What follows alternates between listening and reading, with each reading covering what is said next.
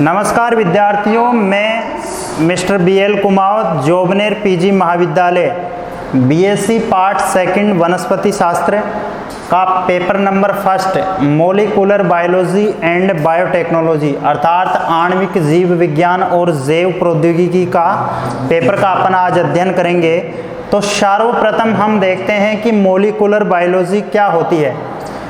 वैज्ञानिकों के अनुसार विज्ञान की वह शाखा जिसके अंतर्गत आणविक जैव मूल्यों वाले पदार्थ जैसे DNA, RNA, प्रोटीन और विभिन्न आणविक पदार्थों की जिसमें गणना या वैज्ञानिक रूप से क्रमबद्ध अध्ययन किया जाता है उसको आणविक जीव विज्ञान कहते हैं।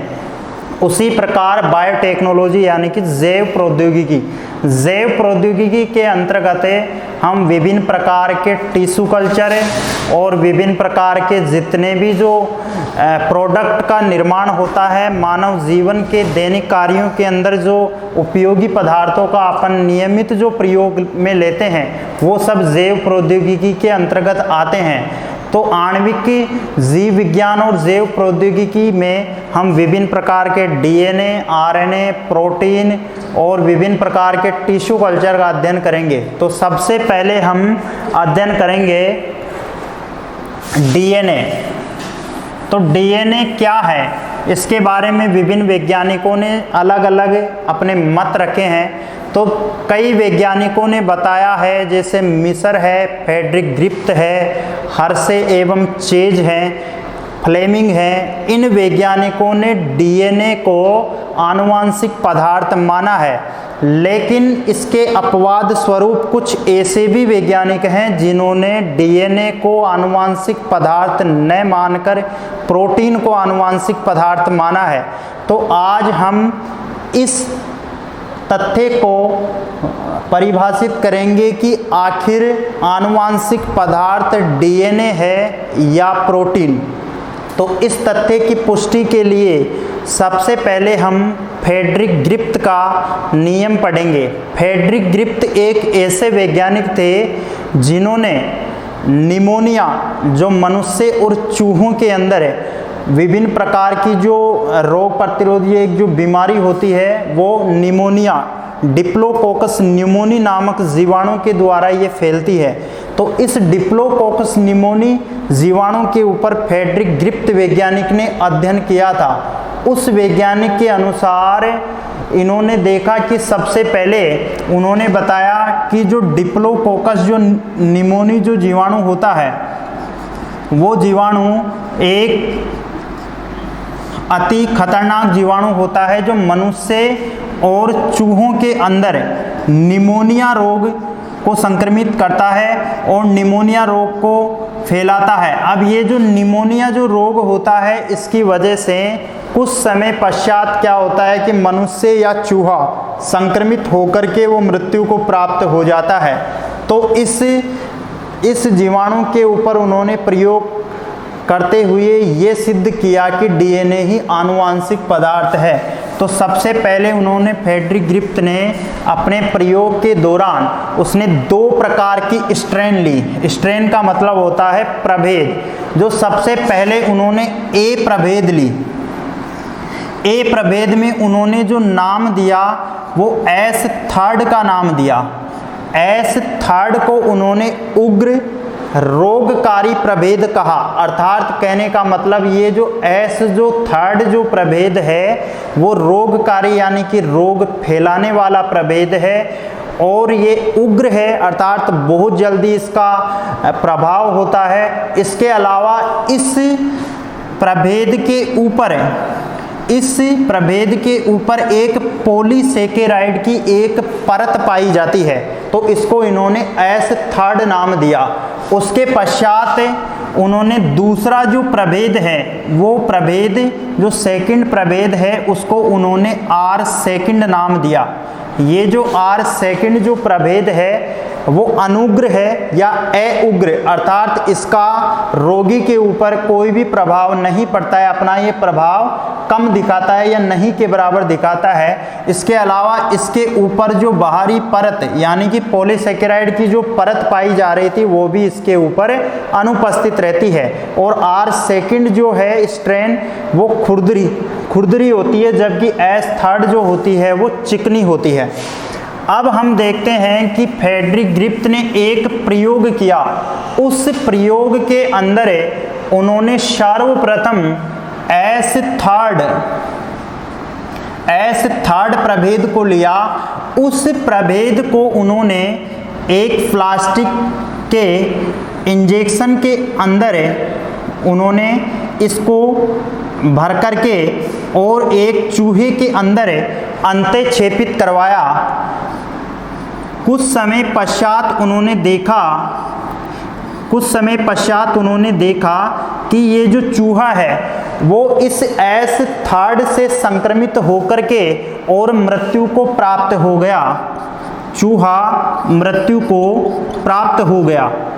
ठीक इसी प्रकार सेकंड प्रयोग के अंदर उन्होंने R सेकंड जो प्रभेद था उसका प्रयोग किया। अब चूंकि हमें पता है कि R सेकंड जो प्रभेद है वो अनुग्र था, अरोगकारी था और खुरदरी थी, तो इसको उन्होंने क्या किया, एक सामान्य इंजेक्शन के अंदर उन्होंने अंतःक्षेपित किया और इसको इंजेक्शन के अंदर भर करके और चूहे के अंदर प्रवेश करवाया।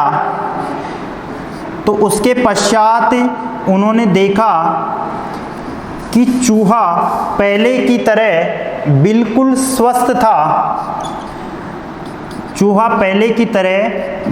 स्वस्थ था। इसलिए हमने यहाँ पर नीचे ये R सेकंड है, इसको इस इंजेक्शन के अंदर भरा और उसके बाद में इसको इस चूहे के अंदर ट्रांसफ़र किया। तो उसके बाद में चूहा कुछ समय पश्चात कोई प्रभाव नहीं दिखा, तो अपन ने इसका रिजल्ट लिख दिया नो इफेक्ट। उसके बाद में पुनः इन्होंने क्या किया, S थर्ड यानी कि जो रोगकारी जो प्रभेद था उस S थर्ड को इन्होंने 100 डिग्री सेल्सियस से ऊपर टेम्परेचर पर गर्म किया और गर्म करने के पश्चात इसको पुनः इन्होंने इंजेक्शन के अंदर भरा और इंजेक्शन के अंदर भरने के पश्चात इन्होंने पुनः तीसरे नंबर के चूहे के अंदर प्रवेश करवाया। ये तीसरे नंबर का जो चूहा है इसके अंदर इन्होंने प्रवेश करवाया। ध्यान देना यहाँ पर S थर्ड जो है उसको 100 डिग्री सेल्सियस टेम्परेचर पर गर्म किया है। 100 डिग्री सेल्सियस टेम्परेचर पर इन्होंने गर्म किया है। तो अब हुआ यूं कि 100 डिग्री सेल्सियस टेम्परेचर पर गर्म करने से इसकी जो रोग फैलाने की जो क्षमता थी वो लगभग नष्ट हो गई और चूहा पहले की तरह बिल्कुल स्वस्थ था, अर्थात चूहे पर कोई प्रभाव नहीं पड़ा। हमने यहाँ पर लिख दिया नो इफेक्ट। उसके बाद में पुनः इन्होंने R second plus S third यानी कि R सेकंड जो अरोगकारी अनुग्र था और S थर्ड जो रोगकारी था, इन दोनों को इन्होंने मिला करके, S थर्ड कौन सा है, ये जो 100 डिग्री सेल्सियस टेम्परेचर पर गर्म किया था, इन दोनों को इन्होंने मिला करके और चूहे के अंदर प्रवेश करवाने के लिए पहले इंजेक्शन में भरा और फिर इसको चूहे के अंदर प्रवेश करवाया। तो इनकी आशा के विपरीत जो चूहा पहले स्वस्थ था वो चूहा पुनः मृत्यु को प्राप्त हो गया। वह चूहा पुनः मृत्यु को प्राप्त हो गया। इतना होने के पश्चात फ्रेडरिक ग्रिफ्थ वैज्ञानिक यह नहीं बता पाए कि ऐसा क्यों हुआ। तो ये फ्रेडरिक ग्रिफ्थ का प्रयोग यहीं पर समाप्त होता है। इसके बाद में इसी नियम का पुनः प्रकाशन करने के लिए 3 वैज्ञानिक आए। उन तीनों वैज्ञानिकों का नाम है मैक्लियड, मैकार्टी और एवरी। एवरियर, मैक्लियड और मैकार्टी, इन तीनों वैज्ञानिकों ने इनका पुनः प्रकाशन किया और उन्होंने बताया कि जो R सेकंड जो प्रभेद था उसके ऊपर किसी भी प्रकार की पॉलीसेकेराइड नहीं थी, और जो S थर्ड जो प्रभेद था उस S थर्ड प्रभेद के ऊपर एक पॉलीसेकेराइड की एक परत थी, क्योंकि ये रोगकारी था और ये एक अरोगकारी था। तो हमने देखा था कि तीसरे चौथे चरण के अंदर है जब S थर्ड यानी कि इसको जब गर्म किया था तो इसका क्या हुआ कि इसकी ऊपर वाली जो परत है वो नष्ट हो गई। तो इन्होंने बताया कि जो R सेकंड वाला जो पदार्थ है या जो ये तो इसकी ये जो परत है वो नष्ट हो गई, और ये R सेकंड वाला जो प्रभेद है इसका जो जेनेटिक मटेरियल यानी कि आनुवांशिक जो पदार्थ था वो आनुवांशिक पदार्थ R सेकंड वाला S थर्ड में अंतःक्षेपित हो गया या स्थानांतरित हो गया। तो इसको हम बोलते हैं ट्रांसफॉर्मेशन यानी कि रूपांतरण। यह इसलिए हुआ क्योंकि कहीं ना कहीं R सेकंड में आनुवांशिक पदार्थ था, क्योंकि आनुवांशिक पदार्थ ही एक स्थान से दूसरे स्थान पर स्थानांतरित हो सकता है। तो इस आनुवांशिक पदार्थ को इन्होंने DNA नाम दिया। तो कहने का मतलब है DNA ही आनुवांशिक पदार्थ है जो एक स्थान से दूसरे स्थान पर स्थानांतरित हो सकता है और एक स्थान से दूसरे स्थान पर सूचनाओं का आदान प्रदान कर सकता है। इस आविष्कार और इस प्रयोग के लिए मैक्लियड, मैकार्टी और एवरी तीनों वैज्ञानिकों को नोबेल पुरस्कार से भी नवाजा गया है, और फ्रेडरिक ग्रिफ्थ को रूपांतरण के इस नियम के लिए बहुत बहुत धन्यवाद दिया गया है। और साइंस में फ्रेडरिक ग्रिफ्थ का नाम अभी भी प्रचलित है। तो बीएससी पार्ट सेकंड में आज हमने सबसे पहले DNA और प्रोटीन में आनुवांशिक पदार्थ कौन सा है इस तथ्य की हमने पुष्टि की है। तो कहने का मतलब DNA ही आनुवांशिक पदार्थ है, प्रोटीन नहीं। धन्यवाद।